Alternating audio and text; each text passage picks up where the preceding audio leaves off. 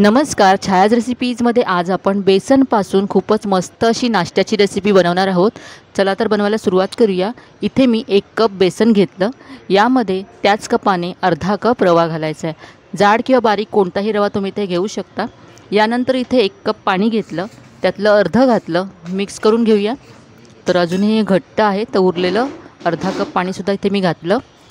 तर इथे आतापर्यंत मी 1 कप पाणी घातलं आणि हे आता मिक्स करून घ्यायचं आहे। याच्यातल्या सगळ्या गुठळ्या काढून घ्यायच्यात आणि स्मूथ असं हे पीठ तयार करून घ्यायचं। तसं विस्करने हे मी असं 2 ते 3 मिनटं छान फेटून घेते, म्हणजे सगळ्या गुठळ्या निघतील याच्यातल्या आणि अगदी स्मूथ असं पीठ तयार होईल।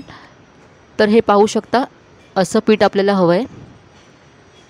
आता हे पीठ 10 ते 15 मिनटासाठी झाकून ठेवायचं आहे, म्हणजे याच्यामध्ये जो रवा आपण घातला आहे तो छान फुलेल। तर हे पीठ असं झाकून ठेवलं आहे, तोपर्यंत आपण मस्त अशी चटणी बनवूया। तर चटणीसाठी इथे मी मिक्सरच्या भांड्यामध्ये 1 मोठ्या आकाराचा टोमॅटो असा मोठे तुकडे करून घेतला आहे। यानंतर यामध्ये लसूण घालायची आहे। तर इथे भरपूर लसूण मी घेतले आहे, साधारण 8 ते 10 पाकळ्या लसूण घ्यायचं आहे, कारण आपण ही लसणाची चटणी बनवतो आहे। यानंतर इथे चवीप्रमाणे लाल तिखट घालायचं आहे आणि चवीप्रमाणे मीठ घातलं। आता पाणी न घालता याची चटणी वाटून घ्यायची आहे। तर इथे पहा, चटणी वाटून घेतली आहे। चटणी बाउलमध्ये आपण काढून घेऊया आणि मिक्सरच्या भांड्यामध्ये पाणी घालून मी इथे ते सुद्धा यामध्ये काढून घेतलं आहे। पहा, घट्ट अशी चटणी तयार केली, कारण ही आपण डोस्यावरती पसरवून घेणार आहोत, त्यामुळे अशी घट्टच चटणी तयार करायची आहे।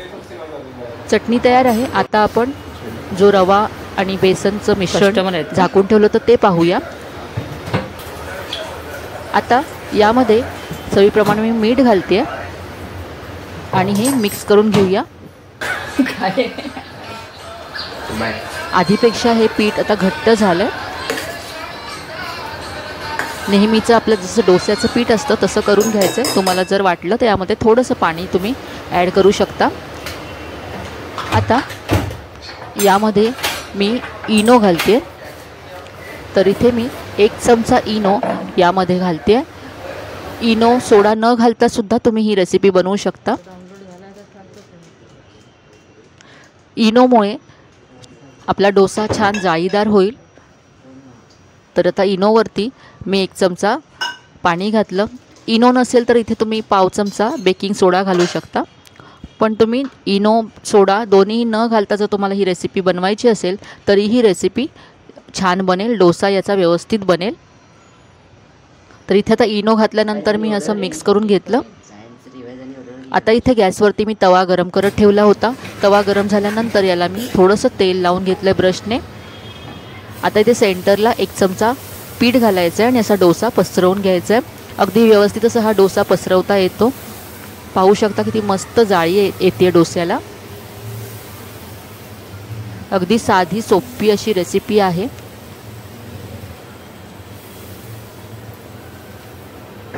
आता गॅसची फ्लेम मीडियम करायची आहे आणि डोसा वरून ड्राय होईपर्यंत वाट पाहायची आहे। वरून डोसा ड्राय झाल्यानंतर यामध्ये आपण तेल, बटर किंवा तूप लावून घेऊया। तर इथे मी बटर घालते, मुलांसाठी बनवतोय त्यामुळे इथे बटर घातलंय।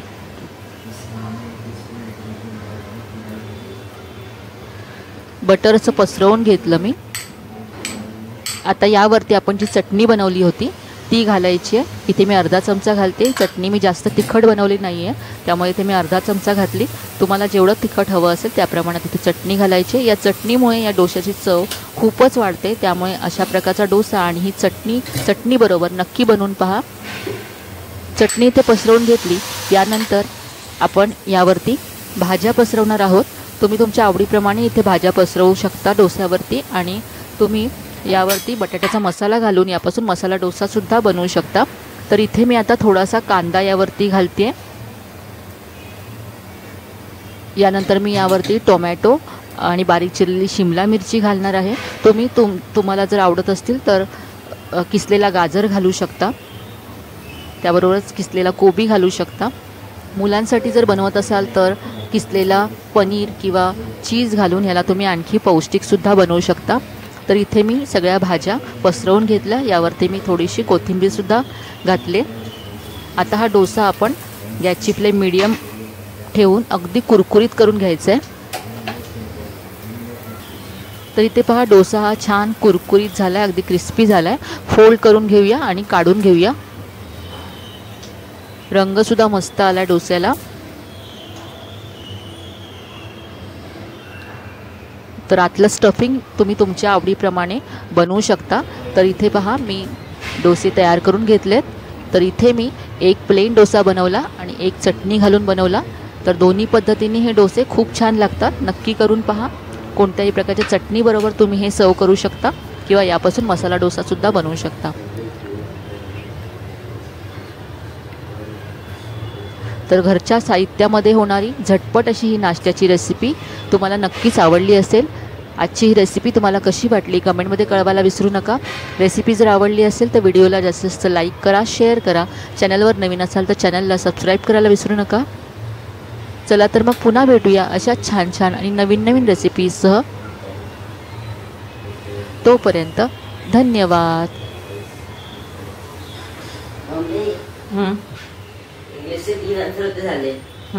सायन्स रिवाइज कर, दोन्ही पण ओरल घेते एकत्र.